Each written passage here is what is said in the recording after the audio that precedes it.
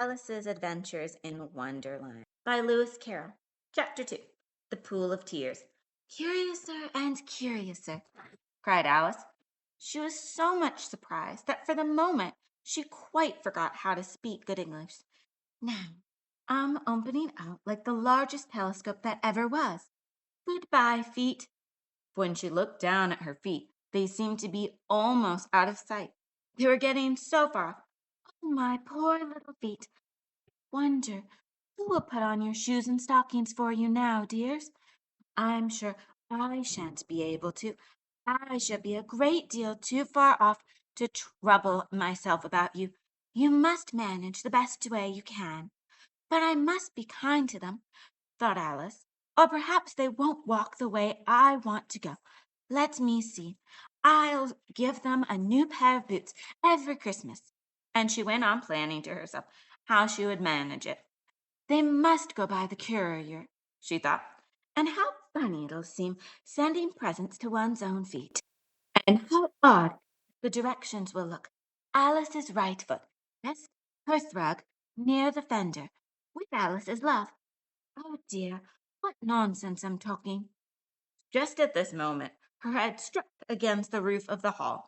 In fact, she was now rather more than 9 feet high, and she at once took up the little golden key and hurried off to the garden door.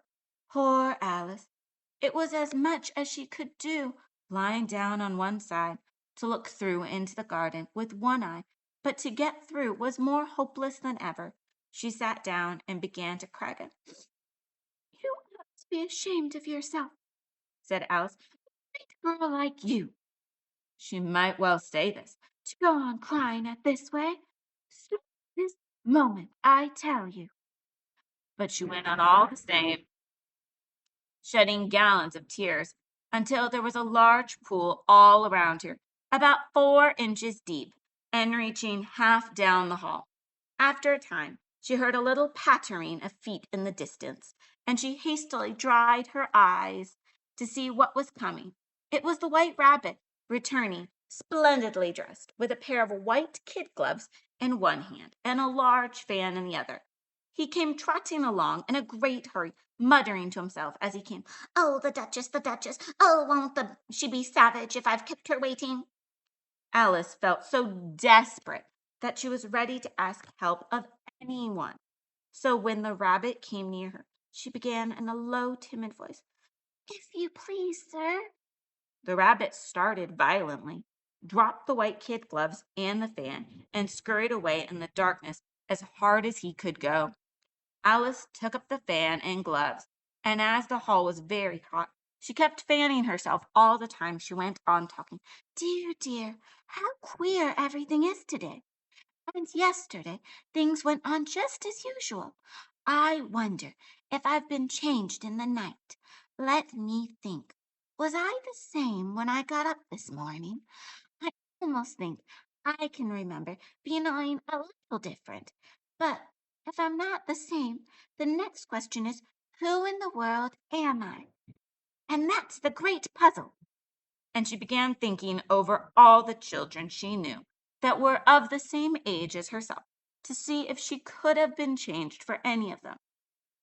I'm sure I'm not Ada, she said, for her hair goes in such long ringlets, and mine doesn't go in ringlets at all. And I'm sure I can't be Mabel, for I know all sorts of things, and she knows such a very little. Besides, she's she, and I'm, and dear, how puzzling it all is. Try if I know all the things I used to know. Let me see. 4 times 5 is 12, and 4 times 16 is 13, and 4 times 7 is, dear, I shall never get to 20 at this rate. However, the multiplication table doesn't signify. Let's try geography. London is the capital of Paris, and Paris is the capital of Rome, and Rome, no, it's all wrong. I'm certain. I must have been changed for Mabel. I'll try and say, how doth the little? And she crossed her hands in her lap, as if she were saying lessons, and began to repeat it. but her voice sounded hoarse and strange, and the words did not come the same as they used to. How doth the little crocodile improve his shining tail, and pour the waters of the Nile on every golden scale? How cheerful he seems to grin, how nearly spreads his claws, and welcome little fishes in with gently smiling jaws. I'm sure those are not the right words, said poor Alice, and her eyes filled with tears again as she went on.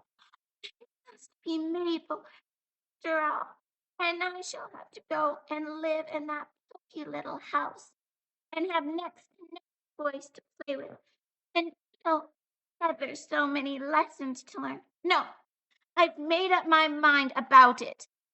If I'm Mabel, I'll stay down here. It'll be no use their putting their heads down and saying, "Come up again, dear." I shall only look up and say, "Fine, then be that first. And then, if I like being that person, I'll come up. If not, I'll stay down here. I'm somebody else." "But oh dear," cried Alice, with a sudden burst of tears, "I do wish they would put their heads down. I am so very tired of being all alone here." As she said this, she looked down at her hand and was surprised to see that she had put on one of the rabbit's little white kid gloves while she was talking. "Come, I have done this," she thought. "I must be growing small again." She got up and went to the table to measure herself by it, and found that, as nearly as she could guess, she was now about 2 feet high, and was going on shrinking rapidly. She soon found out that she came off this was the fan. She soon found out that the cause of this was the fan she was holding, and she dropped it hastily, just in time to save herself from shrinking away altogether. "That was a narrow escape," said Alice, a good deal frightened at the sudden change, but very glad to find herself still in existence. "And now for the garden." And she ran with all speed back to the little door. But alas, the little door was shut again, and the little golden key was lying on the glass table as before.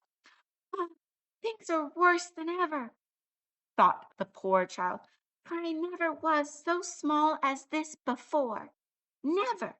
And I declare it's too bad that it is." As she said these words, her foot slipped, and in another moment, splash, she was up to her chin in salt water. Her first idea was that she had somehow fallen into the sea. "And in that case, I can go back by railway," she said to herself. Alice had been to the seaside once in her life, and had come to the general conclusion that wherever you go to on the English coast, you find a number of bathing machines in the sea, some children digging in the sand with wooden spades, then a row of lodging houses, and behind them a railway station. However, she soon made out that she was in the pool of tears which she had wept when she was 9 feet high. "I wish I hadn't cried so much," said Alice, as she swam about trying to find her way out. "I shall be punished for it now, I suppose, by being drowned in my own tears. That will be a queer thing, to be sure. However, everything is queer today." Just then she heard something splashing about in the pool a little way off, and she swam near to make out what it was. First, she thought it must be a walrus or a hippopotamus, but then she remembered how small she was now, and she soon made out that it was only a mouse that had slipped in like herself. "Would it be of any use now," thought Alice, "to speak to this mouse? Everything is so out of the way down here that I should think very likely it can talk. At any rate, there's no harm in trying." So she began. Oh, Mouse, do you know the way out of this pool? I am very tired of swimming about here. Oh, Mouse. Alice thought this must be the right way of speaking to a mouse. She had never done such a thing before, but she remembered having seen in her brother's Latin grammar a mouse of a mouse, to a mouse, oh mouse. The mouse looked at her rather inquisitively and seemed to her to wink with one of its little eyes, but it said nothing. Perhaps it doesn't understand English, thought Alice. I dare say it's a French mouse come over with William the Conqueror.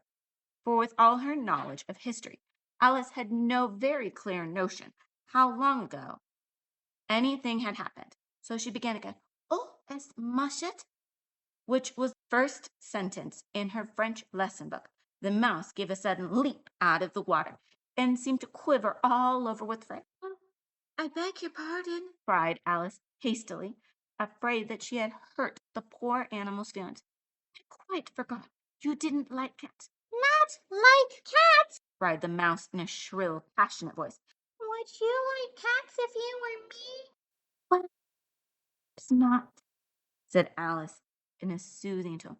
"Don't be angry about it. And yet, I wish I could show you our pet Dinah. I think you'd take a fancy to cats if you could only see her. She is such a dear, quiet thing."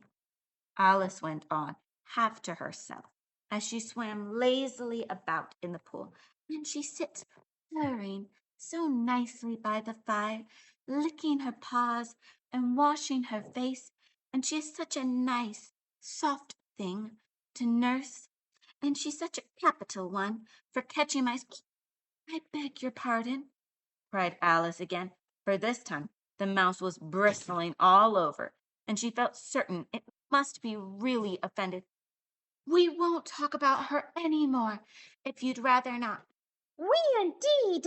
cried the mouse, who was trembling down to the end of its tail. "If I would talk on such a subject. Our family always hated cats.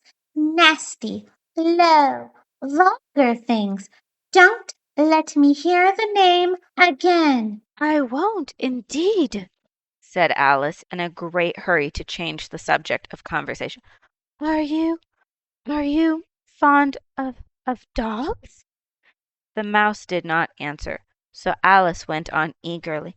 "There's such a nice little dog near our house. I should like to show you. A little bright-eyed terrier, you know, with oh such long curly brown hair, and it'll fetch things when you throw them, and it'll sit and for its dinner, and all sorts of things. I can't remember half of them. And it belongs to a farmer, you know, and he says it's so useful. It's worth £100. He says it kills all the rats. And oh dear," cried Alice in a sorrowful tone, "I'm afraid I've offended it again." For the mouse was swimming away from her as hard as it could go, and making quite a commotion in the pool as it went. So she called softly after it, "Mouse dear, do come back again, when we won't talk about cats or dogs either, if you don't like them." When the mouse heard this, it turned round and swam slowly back to her. Its face was quite pale with passion, Alice thought, and it said in a low, trembling voice, "Let us get to the shore, and then I'll tell you my history, and you'll understand why it is I hate cats and dogs." It was high time to go, for the pool was getting quite crowded with the birds and animals that had fallen into it. There was a duck and a dodo, a lory and an eaglet, and several other curious creatures. Alice led the way, and the whole party swam to the shore.